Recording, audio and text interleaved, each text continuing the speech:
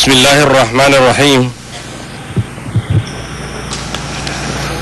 His Excellency President Benigno Simeon Aquino III and the members of his delegation,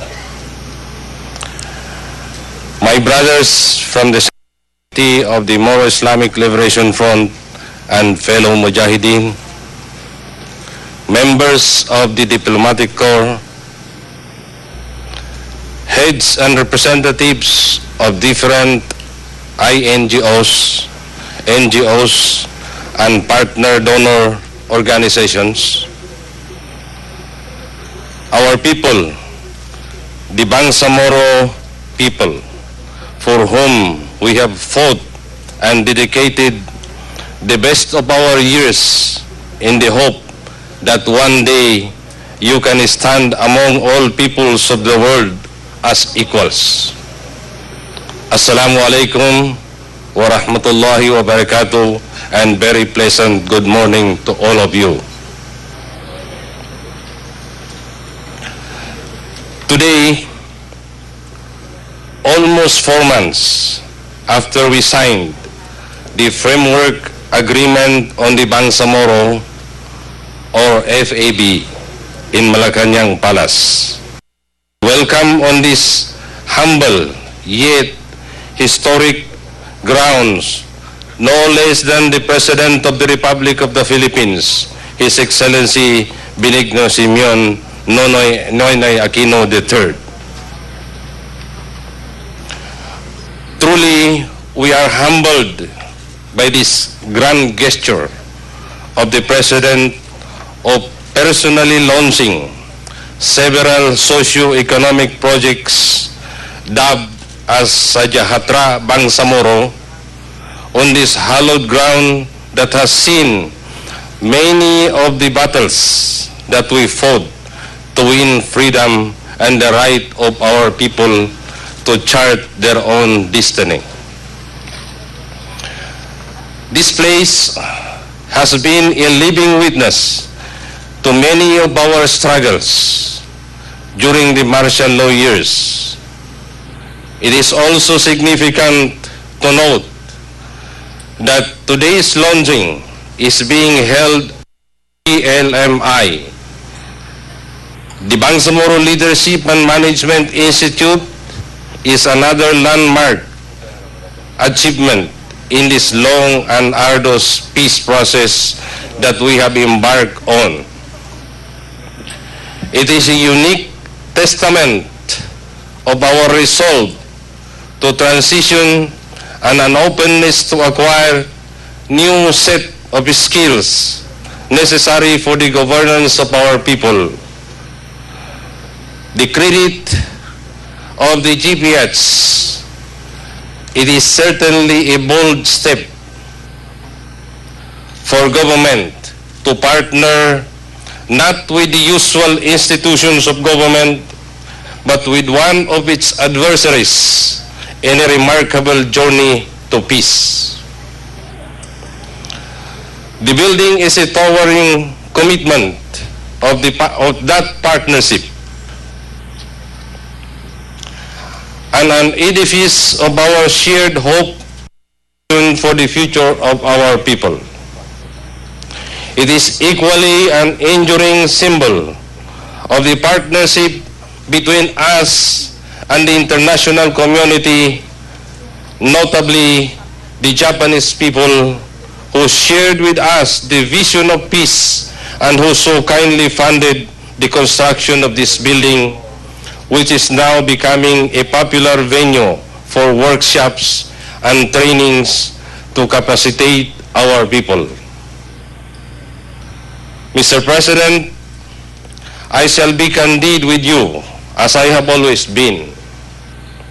We welcome this initial dividend of peace. We welcome development. We welcome the continuing partnership between the MILF and the GPHs. Indeed, as Muslims and revolutionaries, we dream of the dawning of peace and development for our people. But while we indeed welcome this sincere gesture, of the government to make immediate the dividends of peace to our people, we caution all not to lose sight of the imperative and the challenges of the world works ahead, that of achieving in the soonest possible the signing of a comprehensive compact between the MILF and the GPH. Development is so important. It is so important that it must stand and stand alone on the solid foundation of permanent peace. A peace that is achieved by addressing the fundamental political issues that has fueled this conflict and consumed the energy and resources of this region and this country. This goal, therefore, must remain the single most important task of this partnership. For only when we achieve this can we truly be assured of real development, not only in this region but also for this country.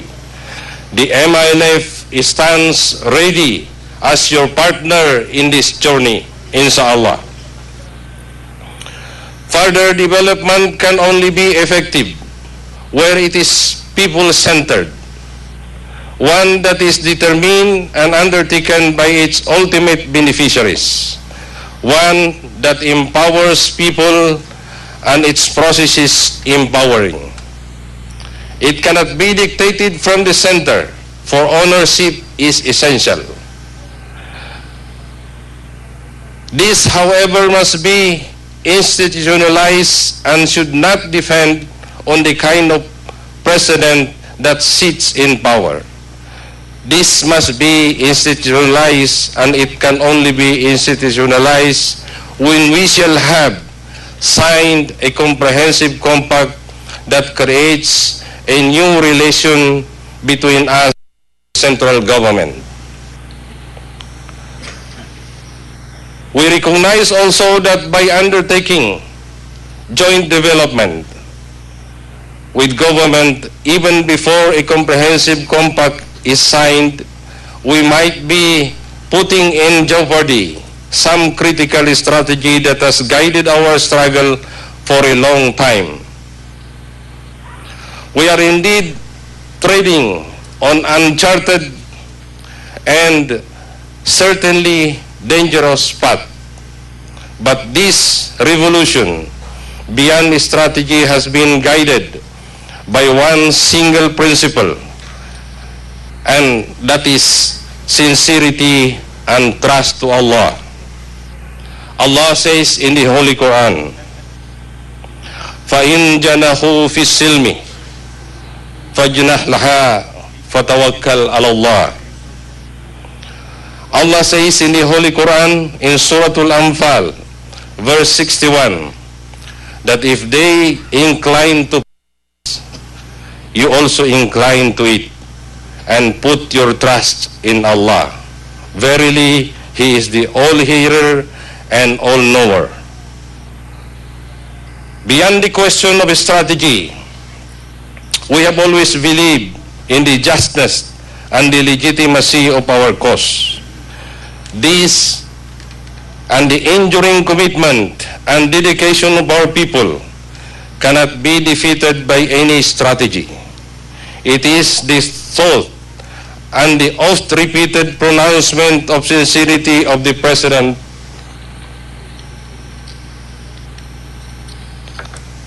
that give us solace in the difficult process. For indeed, it takes more courage to wage peace than to wage war. Mga luso namin sa tiyan na mga mujahidin ang nagkadalpa kanunya kinalimulimot. Niya kinalimod dano na unga inya no kabangiray tano sa panon ikatong kano solusyon no problema tano. Ugay niya unga na di kanenya sambi no kinandarasayan tano. Kagina so kinandarasayan tano, anakabi patpuragon na di kasambyan na mayabo ba ang mga development. Kakinandarasayan tano na insallahu ta'ala na yasmambirun na sallahu ta'ala. Sambiyan insal kita no. Kagina niya na di kanenya sambi no kinapatugas sa lugo, di kanenya sambi no kinandarasayan sa nakabi patpuragon, ugadan niya na ipapagiray tano sa dunya. Iskita no na mataw tano magawida. Ipagawida tano sa gobyerno na Pilipinas kagina ipagawida tano yan. Sugwano Allah ta'ala sa kita no so kapagawida amay ka ipagawida tano no kontrata no.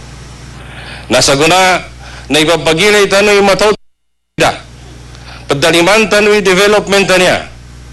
Yan yung sabab na kagina ipapagiray tano sa kita no na malini tano po sa mapya. Di ka na tayo ya kinambunwa isabab sa di tanong malini sa mapya, di tanong malini sa development. Ug daya tanong kalinya na development na so development siya maka udzad sa kanu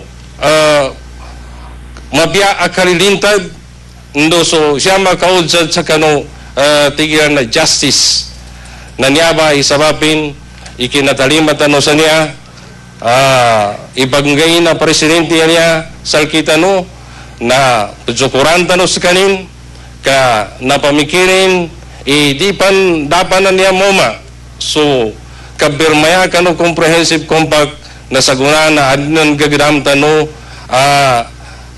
ibanggay no gobyerno salkita no unga no kabangiray tano sa kalintad sa tidwa kalintad. Then in the international community for patience and understanding. It is our sincere belief that we cannot jump immediately into massive programs for development without the solid foundation of a permanent and durable peace. We cannot mislead you and lure you into investing the hard-earned money of your taxpayers into development without the assurance of durable peace. The last thing we wanted to see would be development and infrastructures laid to waste in seconds because of war. Help us achieve then peace, and together we can move with confidence towards development. Thank you. Wassalamu alaikum warahmatullahi wabarakatuh.